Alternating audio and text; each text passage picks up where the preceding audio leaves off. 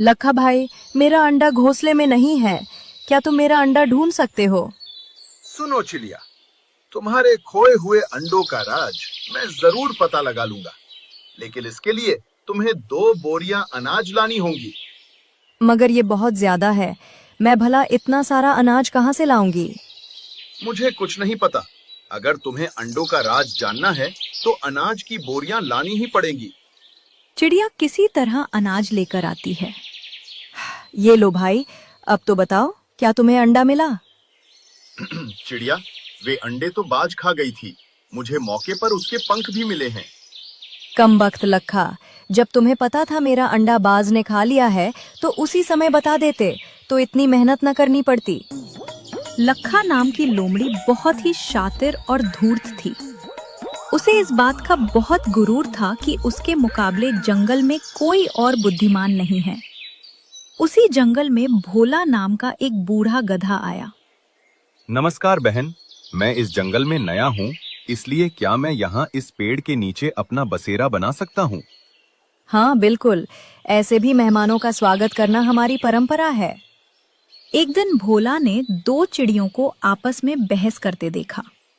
ये आपस में इतनी लड़ क्यों रहे हैं? अरे, एक घोंसले में 2 अंडे हैं और इन दोनों का कहना है कि जो अंडा बड़ा है वो उनका है। अब बताओ, कौन सा अंडा किसका है? मुझे लगता है अब शातिर लखा को बुलाना पड़ेगा। इसमें किसी को बुलाने की कोई जरूरत नहीं है, ये तो बहुत आसान है। रुको, अभी इसका हल निकाल कर आता हूँ। शांत हो जाओ बहनों, इसमें लड़ने वाली क्या बात है? तुम होते कौन हो हमारे मामले में बोलने वाले?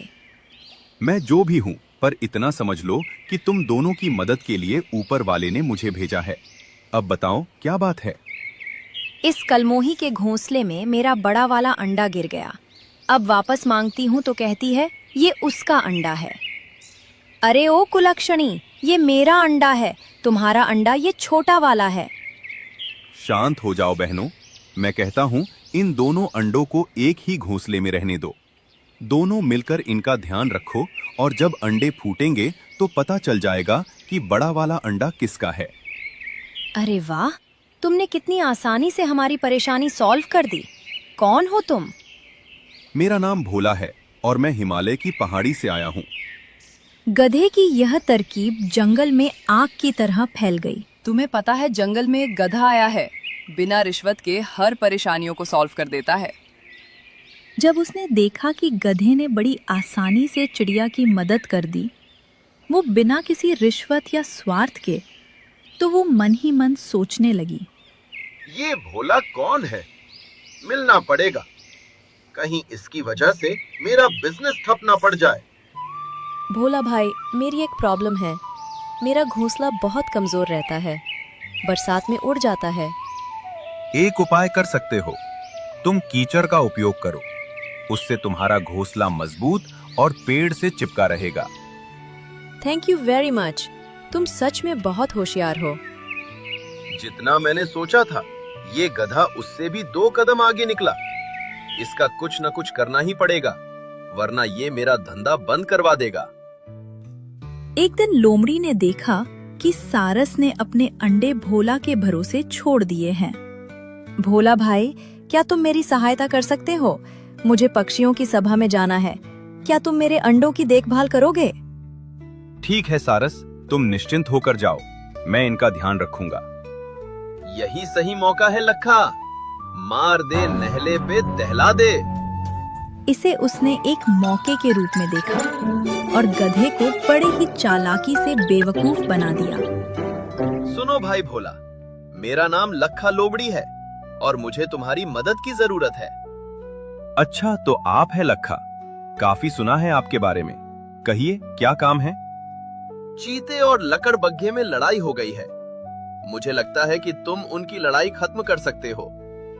मगर मुझे इन अंडों की रक्षा का कार्य मिला है, भला इन्हें छोड़कर कैसे जाऊं? इसकी चिंता मत करो, जब तक तुम नहीं आते मैं यहीं बैठी हूँ। जल्द से जल्द जाओ। ठीक है, मगर ध्यान रखना इनका। अब इन अंडों को ठिकाने लगाना पड़ेगा। अब देखता हूँ इस गधे को कौन बचाता है। जब भोला वापस पहुंचा तो उसने देखा कि घोंसले में अंडे नहीं थे। हे भगवान, ये क्या हो गया? अंडे गायब हैं। अब क्या जवाब दूंगा सारस को? वो दुष्ट लखा भी गायब है। तभी वहां सरस भी पहुंचा। उसने भी देखा कि अंडे गायब हैं। अरे गधे भाई, मेरा अंडा कहाँ है? लखा लोमड़ी आई थी। उसने कहा कि चीते और लकड़बग्घे में लड़ाई हो गई है। मैं वहां गया तो वहां कोई नहीं था। वापस आया तो अंडे और लोमड़ी दोनों गायब हैं। कौन कहता है कि तुम सबसे बुद्धिमान हो? तुम सबसे बड़े मूर्ख हो। भला लोमड़ी के भरोसे कौन अंडा छोड़ता है? अब चलो शेर महाराज के पास। वे दोनों शेर महाराज के पास पहुंचे। बताओ सारस, क्या परेशानी है? महाराज, ये भोला गधा है। मैंने इसे अंडों की देखभाल के लिए रखा था, मगर जब वापस आया तो अंडे गायब थे। इसने कहा कि लखा ले गई है। क्या सारस जो बोल रहा है वो सच है भोला? महाराज, ये सत्य है। लखा ने मुझे बातों में फंसाकर अंडों के पास से हटा दिया और फिर अंडे गायब हो गए। लखा को जल्द से जल्द यहाँ लाया जाए। लखा को पकड़कर लाया गया। लखा, भोला का कहना है कि तुमने सारस के अंडे चुरा लिए। नहीं महाराज, भला ऐसा कौन होगा जो मुझे अंडों की देखभाल के लिए चुने? वो तो सिर्फ और सिर्फ मूर्ख ही होगा। महाराज, मैं इस जंगल में नया हूँ, मगर मैं सत्य कह रहा हूँ। सारे सबूत तुम्हारी ओर ही इशारा कर रहे हैं भोला। क्या तुम्हारे पास कोई सबूत है? नहीं महाराज, मगर मुझे आप कुछ घंटों की मोहलत दें तो मैं सब कुछ साबित कर दूंगा। ठीक है, तुम्हें 2 घंटों का समय दिया, वरना इस जंगल से निकाले जाओगे। समय बीत रहा था। तभी भोला की दोस्त चिड़िया वहां आई। घबराओ मत दोस्त, काश मेरे पास जादू होता तो तुम्हारी चुटकी में मदद कर देती। क्या बोला तुमने? जादू? यह एक अच्छा उपाय हो सकता है। जैसा जैसा कहता हूँ वैसा ही करना। 2 घंटे बाद सब सभा में इकट्ठा हुए। अब बताओ भोला, क्या सबूत है तुम्हारे पास? महाराज, मुझे गवाह मिल गया है। इसके लिए आप सभी को मेरे साथ चलना होगा। सभी जानवर एक गुफा के पास पहुंचे। बताओ, कहाँ है तुम्हारा गवाह? ये गुफा ही मेरा सबूत है महाराज। ये जादुई गुफा है, इसे सब पता होता है। महाराज, ये गधा हमें बेवकूफ बना रहा है। जादू जैसी कोई चीज नहीं होती। अच्छा, यकीन नहीं है तो जो चाहे पूछ लो। जादुई गुफा मेरे बारे में बताओ। मेरा नाम और काम क्या है? आपका नाम शेर महाराज है। आप यहाँ 10 सालों से राज कर रहे हैं और आप यहाँ अंडे की चोरी के सिलसिले में आए हैं। अरे वाह, अद्भुत। अब बताओ गुफा, कौन है वो चोर? इसके लिए आप सभी को गुफा के अंदर बारी बारी से जाना होगा। सब अंदर जाकर बाहर आए। दुष्टबाज ही है अंडा चोर। इसके मुंह से अंडे की दुर्गंध आ रही है। बाज, क्या तुमने अंडे चुराए? नहीं महाराज, मुझे तो वो अंडे लखा लोमड़ी ने उपहार के रूप में दिए थे। उसने कहा आज उसका जन्मदिन है। लखा वहां से भागने लगी, पर जानवरों ने उसे पकड़ लिया। लखा, बताओ, तुमने ये सब क्यों किया? महाराज, जब से ये गधा आया है सब इसी की वाहवाही कर रहे हैं। मेरा धंधा बंद हो गया था, इसलिए मैंने इसे रास्ते से हटाना चाहा। लखा, तुमने जंगल की शांति भंग की है, इसलिए तुम्हें इस जंगल से हमेशा के लिए निकाला जाता है। और बाज, तुम सारस का एक अंडा वापस करो। कमाल कर दिया भोला, आज इस जादुई गुफा ने मुझे अन्याय करने से बचा लिया। महाराज, ये कोई जादुई गुफा नहीं है।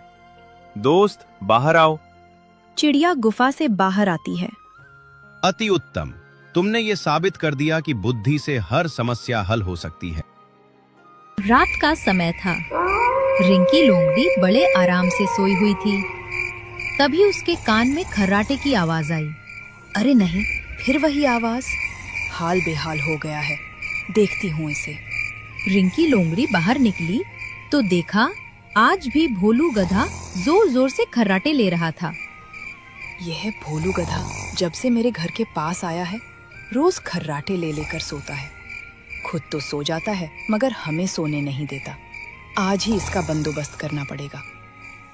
अगली सुबह जब भोलू गधा उठा तो कुछ जानवर किसी बात को लेकर चर्चा कर रहे थे। क्या हुआ दोस्तों? तुम सब यूं इकट्ठा होकर कहाँ जा रहे हो? और तुम किस बारे में बात कर रहे हो? अरे भाई, जंगल में चोरी हुई है। चोर ने सीधे महारानी के घर में डाका मारा है और उनके बेशकीमती गहने चुरा ले गया है। हम सब उनके पास जा रहे हैं। चलो चलो, आखिर देखते हैं कौन चोर है। भोलू गधा उनके साथ शेर महाराज और शेरनी के पास पहुंचा। वहाँ रिंकी लोमड़ी भी थी। अरे भाग्यवान, मिल जाएगा। तुम चुप रहो, मैं जानवरों से बात करता हूँ, कोई ना कोई उपाय मिल जाएगा। सुनिए जी, अगर मेरा वो गहना नहीं मिला तो पूरे जंगल को आग लगा दूंगी। पता है मेरे भाइयों ने वो बड़े प्यार से दिया था, किस कमबख्त ने वो चोरी कर ली। सुनो जंगल के प्राणियों, मुझे मालूम है आप में से ही कोई चोर है। भलाई इसी में है कि आप में से जो भी वो है अपना गुनाह कबूल कर ले, मैं उसे माफ कर दूंगा। बताओ कौन है? महाराज, भला चोर कभी बताएगा कि वह चोर है? चोर को पकड़ने का एक ही तरीका है, जंगल में सबके घर चेक किए जाएं, उससे पता चल जाएगा कि कौन चोर है। अच्छा आइडिया है। सेवक गण, जाओ और हर घर में छापा मारो और जिसके भी घर वो जेवर गहने मिले उसे घसीट कर मेरे पास लाओ। चीत खान और भेड़िया गहने ढूंढने निकले। बारी बारी से हर घर चेक किया, उन्हें कुछ नहीं मिला। तभी भेड़िया भोलू गधा के घर गया। वहाँ उसने गहने देखे। तुरंत शेर महाराज के पास पहुंचा। महाराज, या रहा आपका गहना। हमें यह गहना भोलू गधा के घर से मिला है। भोलू गधा, क्या तुमने चोरी की है? नहीं महाराज, मैंने कोई चोरी नहीं की, बल्कि मैं तो जानता भी नहीं कि ये गहने मेरे घर कैसे आए। मुझे तो कुछ समझ नहीं आ रहा है। मुझे सब समझ आ रहा है। आसानी से चोरी की और अब सबूत मिले हैं तो सजा के डर से झूठ बोल रहा है। पतिदेव, इसको सजा सुनाइए। इसने मेरे मायके के गहने चोरी किए हैं, सख्त सजा दीजिए। क्योंकि भोलू गधा, ये गहने तुम्हारे घर से निकले हैं, इसलिए ये साबित होता है कि तुम ही चोर हो। तुम्हें जंगल में चोरी करने और झूठ बोलने के जुर्म में इस जंगल से 1 महीने के लिए निकाला जाता है। बेचारा भोलू गधा कुछ भी नहीं बोल पाता। उसे बहुत शर्मिंदगी महसूस होती है और वहां से चला जाता है। कुछ दिनों बाद अरे वाह, कितनी सुकून भरी रात गुजर रही है। भोलू गधा के घर में गहना डालने का तरीका अच्छा था। काश उसे जीवन भर जंगल से बाहर रहने की सजा मिल जाती। 1 महीना गुजर गया। भोलू गधा फिर जंगल में आया। जिस भी प्राणी ने मुझ पर ये गंदा इल्जाम लगाया है, मैं उसे अच्छे से सबक सिखाऊंगा। सब जानवर मुझे चोर समझते हैं, ये इल्जाम हटाना ही होगा। रात में रिंकी लोमड़ी को फिर खर्राटे की आवाज सुनाई दी। वो गुस्से में घर से बाहर निकली। अरे ये क्या? ये भोलू गधा फिर जंगल में आ गया और अब इसके खर्राटे और बढ़ गए हैं। अब तो इसे जंगल से बाहर निकालना ही होगा। रिंकी लोमड़ी शेरनी की गुफा में जाती है और फिर गहने की चोरी करके भोलू गधा के घर में छोड़ आती है। अब इस भोलू गधा की जंगल से पूरी तरह छुट्टी हो जाएगी।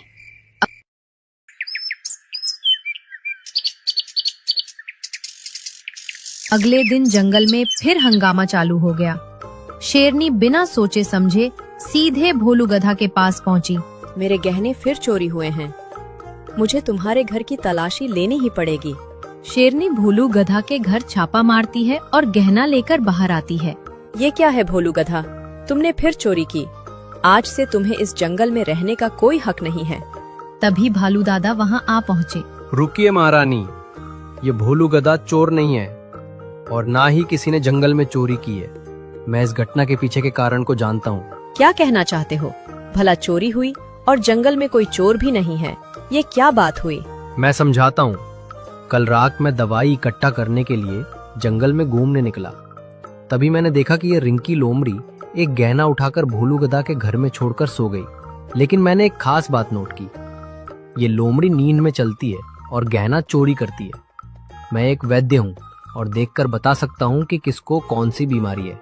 रिंकी लोमड़ी, क्या तुम नींद में चलती हो? क्या ये भालू दादा सच कह रहा है? बोलो रिंकी लोमड़ी, क्या ये सच है? रिंकी लोमड़ी जब ये सुनती है हक्की बक्की हो जाती है। उसे कुछ समझ नहीं आता। वो भालू दादा के हाँ में हाँ मिलाने लग जाती है। हाँ महारानी, कई सालों पहले मुझे यह बीमारी थी, लेकिन मैंने इसका इलाज किया था, पर ना जाने यह बीमारी कब स्टार्ट हो गई। कोई बात नहीं, मेरे पास एक दवाई है जिसके इस्तेमाल से तुम बिल्कुल ठीक हो जाओगी। तुम्हारे लिए एक काढ़ा बनाकर लाया हूँ, इसे पी लो, पूरी तरह ठीक हो जाओगी। रिंकी लोमड़ी ने जबरन वो काढ़ा पी लिया। उसी रात रिंकी लोमड़ी को पेट में कुछ गड़बड़ होने लगी। ये क्या हो रहा है? ये पेट में गड़बड़ी क्यों हो रही है? लगता है दवा ने गैस बना दी है। तभी रिंकी लोमड़ी की गैस छूटने लगी, वो भी बड़ी बड़ी। ये हुई ना बात, अब सारी रात गैस निकालते रहना रिंकी लोमड़ी।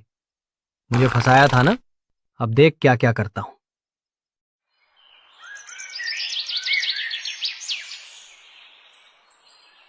अगले सुबह रिंकी लोमड़ी गपशप करने कुछ जानवरों के पास गई।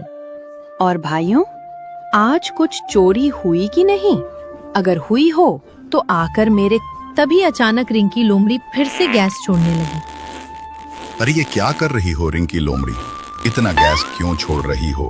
कम से कम हम यहाँ हैं, इसका तो ख्याल कर लिया होता। हाँ भाई, इसके अंदर तो शर्म भी नहीं है। इतना खुला जगह है, मगर इसे यही करना है। जाओ, यहाँ से जाकर पेट साफ करो। रिंकी लोमड़ी को बहुत शर्मिंदगी महसूस हुई, क्योंकि उसका इस चीज पर कोई कंट्रोल नहीं था। अब हर कोई रिंकी लोमड़ी से दूरी बनाने लगा। एक दिन मेरे घर में फिर चोरी हुई है। हाय राम, जरूर वही रिंकी लोमड़ी होगी। आज उसे सबक सिखा कर ही रहूंगा। मेरे घर में भी चोरी हुई है। उसकी बीमारी तो हम पर भारी पड़ती जा रही है। चलो साथियों, उसके घर जाकर पता करते हैं कि उसने सामान कहाँ रखा है। सारे जानवर रिंकी लोमड़ी के घर पहुंचते हैं। पास में ही सभी चोरी का सामान मौजूद था। रिंकी लोमड़ी, बाहर निकल। आज फैसला हो ही जाए, या तुम इस जंगल में रहोगी या फिर हमें ही इस जंगल को छोड़कर जाना पड़ेगा। क्या हुआ साथियों? किस बात के लिए तुम इतने नाराज दिख रहे हो? कोई घटना हुई है क्या? लो कर लो बात, जिसने चोरी की उसे ही मालूम नहीं है। रिंकी लोमड़ी, रात में चलने की बीमारी का इलाज कराओ। तुम्हें मालूम है तुमने कितने घरों में चोरी की है? नहीं नहीं, मुझे मत निकालिए। मैंने चोरी नहीं की। मुझे नींद में चलने की कोई बीमारी नहीं है। मुझे नहीं पता ये सामान कैसे मेरे घर आ जाता है। तभी शेर महाराज और शेरनी वहाँ पहुँचे। क्या नींद के बहाने तुमने चोरी करने का धंधा खोल लिया है? मुझे लगता है यह सब मेरे गलत कर्मों का फल है। जैसा मैंने भोलू गधा के साथ किया था, वही मेरे साथ हो रहा है। गलत कर्मों के फल? और तुमने भोलू गधा के साथ क्या किया था? रिंकी लोमड़ी, साफ साफ हमें बताओ। मैं इस भोलू गधा के खर्राटों से बहुत परेशान हो गई थी। रात रात को इसके खर्राटे मुझे सोने नहीं देते थे। मैं इतना चिढ़ गई थी कि मुझे किसी भी तरह इसको मेरे घर के पास से भगाना था। इसलिए मैंने शेरनी के गहने चुरा कर इसके घर में रख दिया। मगर भालू दादा ने ऐसा क्यों कहा कि तुम्हें रात में नींद में चलने की बीमारी है? ये सब मुझे इस भोलू गधा ने कहने को बोला था। ये 1 महीना मेरे घर में रहा। मैं समझ गया कि इसने चोरी नहीं की होगी। तब हमने असली चोर को पकड़ने के लिए ये योजना बनाई। रिंकी लोमड़ी, तुम इतनी खुदगर्ज कैसे हो सकती हो? एक खर्राटे की वजह से किसी पर इतना गंदा इल्जाम लगाकर उसे जंगल से बाहर करने की योजना बहुत गलत है। इसकी सजा मिलेगी। भोलू गधा तुम्हें सजा सुनाएगा। बोलो भोलू गधा, क्या सजा दोगे?